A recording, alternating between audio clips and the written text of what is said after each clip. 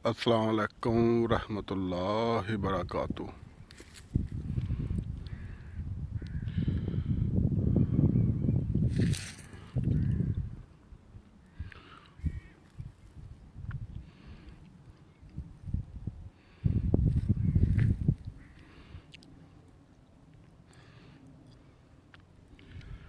ये जो पीछे अभी आपने देखा है ना, वो सारी गंदम है।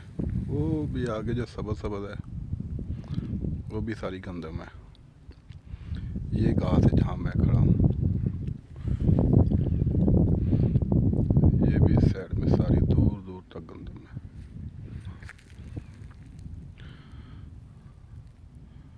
और ये आगे सारा सामने घास लगा हुआ है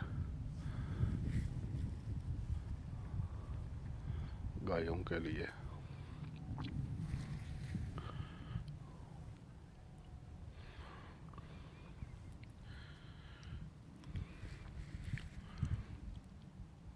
और ये वो गंदम जिसकी मैं बात कर रहा था,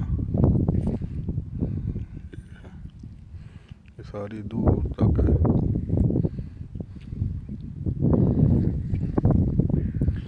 ये इसकी सीध तक है। इधर देखा आपको नुमाया नज़र आ रहा है। जिस साइड में ज़्यादा ग्रीन है वो गंदम है, जिधर कम है वो घास है।